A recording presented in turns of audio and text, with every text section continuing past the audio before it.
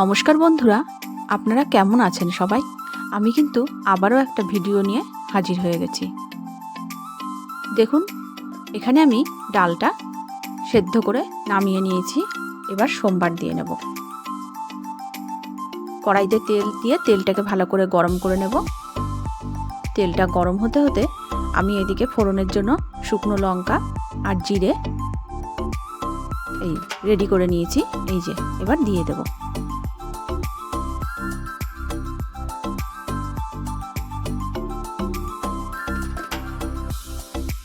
এর মধ্যে দিয়ে দেবো একটু হলুদ, কারণ ডালে আমি হলুদ দিতে ভুলে গেছিলাম, সেই জন্য আমি তেলের মধ্যে একটু হলুদ দিয়ে দিলাম। তারপর আমি ডালটাকে এর মধ্যে ঢেলে দিলাম।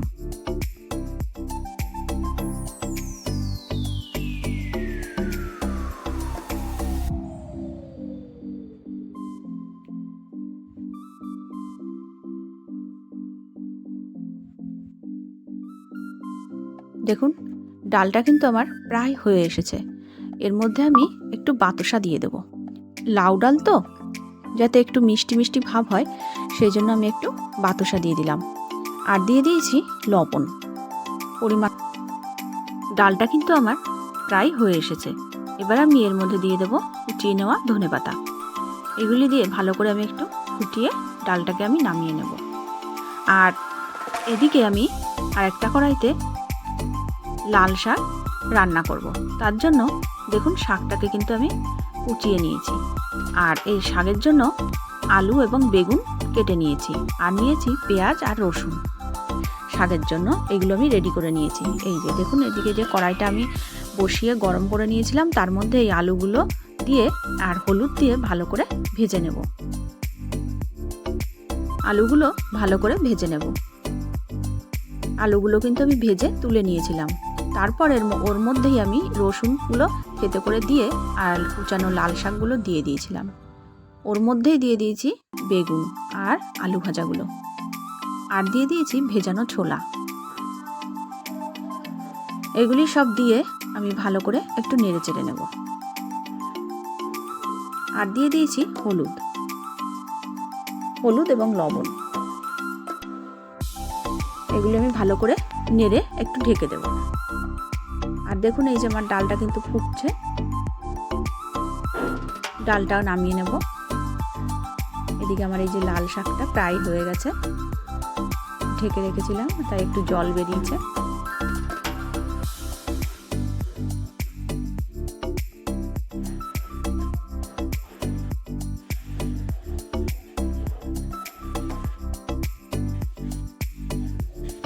আজ একটা স্পেশাল মেনু আছে, সেটা আপনাদের সাথে শেয়ার করব। চলুন আপনারা দেখতে থাকুন। আপনারাও বাড়িতে এভাবেই বানিয়ে খেয়ে দেখবেন, কেমন লাগে আমাকে কমেন্টে জানাবেন। দেখুন, এগুলো কী মাছ আমি জানি না। মাছের মধ্যে আমি দিয়ে দিলাম লবণ এবং হলুদ, আর দিয়ে দেব জিরের গুঁড়ো এবং শুকনো লঙ্কার গুঁড়ো, আর ওই বেটে নেওয়া মশলা দিয়ে মাছের গায়ে ভালো করে মাখিয়ে নেব।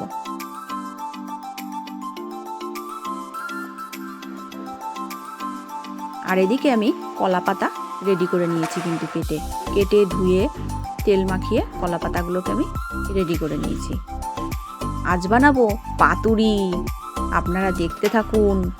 এটা কিন্তু খুব লোভনীয় জিনিস বন্ধুরা। এটা কিন্তু খেতেও খুব সুস্বাদু হয়। আর যখন বানানো হয় না, তখন কিন্তু খুব সুন্দর একটা সেন্ট বেরোয়। আপনারাও বাড়িতে এভাবে বানিয়ে খেয়ে দেখবেন। এর টেস্ট কিন্তু অসাধারণ, আর এই শীতে কিন্তু অসাধারণ লাগে কিন্তু। এবার দেখুন, আমি এই যে বলেছিলাম না যে পাতাগুলোতে আমি তেল মাখিয়ে নিয়েছি, ওই যে দেখছেন আমি পাতাতে তেল মাখিয়ে নিলাম। আর এদিকে একটু শিলে আমি মশলাটা বেটে নেব। এই যে আদা রসুন এগুলো আমি একটু বেটে নেব।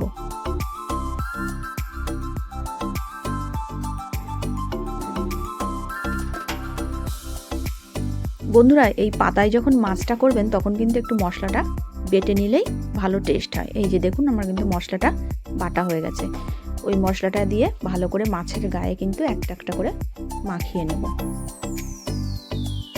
তারপর পাতার মধ্যে ওই মাছগুলোকে একটা একটা করে সাজিয়ে দিয়ে দেব। আর এর মধ্যে একটু দিয়ে দিলাম জিরের গুঁড়ো।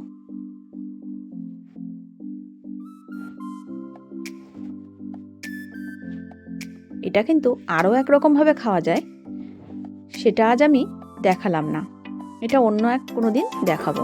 দেখুন, তারপর আমি কলা পাতাটাকে ভালো করে ছেঁকে মাছগুলোকে এর কলার পাতার উপর একটা একটা করে সাজিয়ে দেব।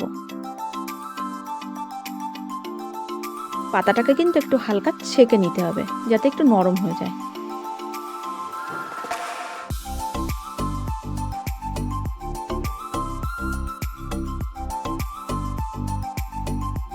বন্ধুরা, আজ আর ছাদে যেতে পারলাম না।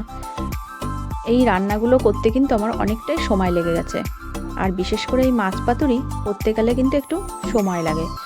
তার জন্য আর ছাদে যেতে পারলাম না, তাই আপনাদের সাথে আর ছাদের কোনো কাজই শেয়ার করতে পারলাম না।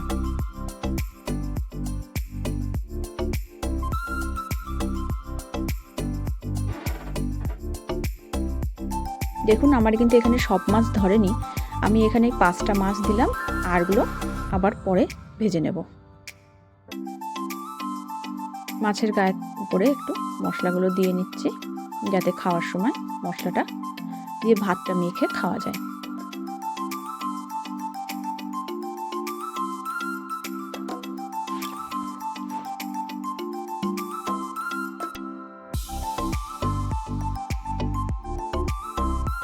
বন্ধুরা, এর মধ্যে দিয়ে দেব অল্প একটু জল, সামান্য একটু জল দিয়ে দিলাম, আর দিয়ে দেবো একটু কাঁচা সর্ষের তেল।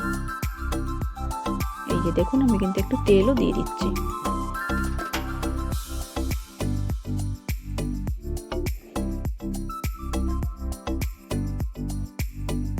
এবার এর ওপর থেকে আরেকটা কলা পাতা দিয়ে আমি ঢেকে দেব, দিয়ে একটা ঢাকনা দিয়ে ভালো করে ঢেকে রাখবো যাতে মাছটা ভালো বয়েল হতে পারে ভেতরটা। দেখুন বন্ধুরা, একবার একটু দেখুন, তাকিয়ে দেখুন, জাস্ট অসাধারণ। পাতুরি কিন্তু আমি নামিয়ে নিয়েছি। এই যে পাতুরি কিন্তু আমার রেডি। আর আজকের মেনুতে কি কি আছে একবার দেখে নিন আপনারা। এই যে সব রেডি। এভাবেই আপনারা বাড়িতে বানিয়ে খাবেন, আর ভালো লাগলে আমাকে কমেন্টে জানাবেন।